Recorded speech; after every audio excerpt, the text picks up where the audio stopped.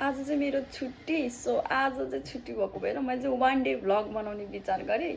यो भिडियो चाहिँ कस्तो बन्छ, राम्रो बन्यो भने चाहिँ मैले युट्युबमा हालेर हेर्छु, अब नराम्रो बन्यो भने त हाल्दिनँ।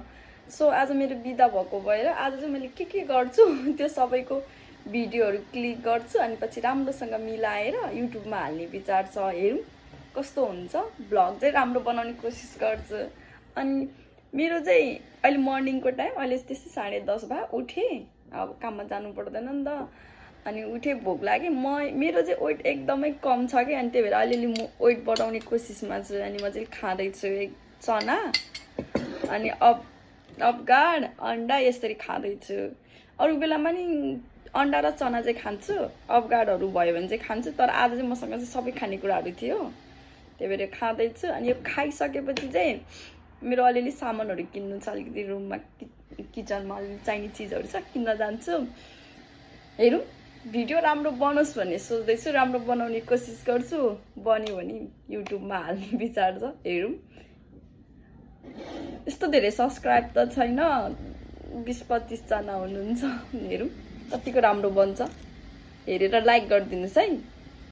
भ्लग बनाउँछु भनेको सजिलो चाहिँ छैन रहेछ। आज चाहिँ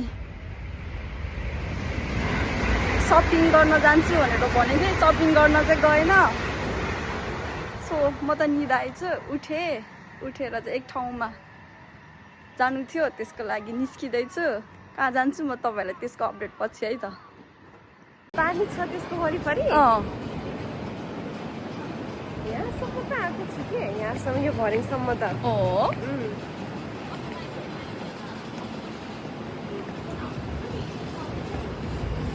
यहाँ भोलिपर्सि जाडो महिनामा स्की बनाउँछ नि रिमा, जुत्ता यहाँनिर जुत्ता लगाएर खेल्न मिल्ने कि स्की, त्यो बनाउँछ कि।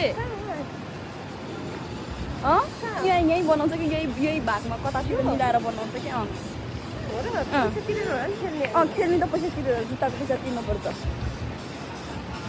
यहाँ जस ठाउँ लिएर अलि चार कोठा लगाएर बनाउँछ कि, बुझ्यौ? कहन म अहिले पछि भिडियो जोडेर बनाउँछु है त, कस्तो हुँदो रहेछ आज। कन्सर्ट भइरह हो जापान, अस्ट्रेलिया, अस्ति यो त यो लग्बी हो क्या हो, हाम्रोमा लग्बीको ऊहरू आएर खेलाडीहरू आएर बस्छ अस्ट्रेलियाको। अहिले गएर हेर्नुपर्छ। यो मुनि रेस्टुरेन्ट छ नि रिमा, यो मुनि म तिमीलाई लगेर जान्छु कि। हेर न फोन गरेर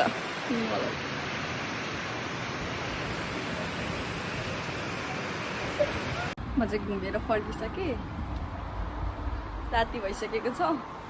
कस्तो भयो, भिडियो बनाएर एडिट गरेर हाल्छु, राम्रो भयो भने युट्युबमा हाल्छु।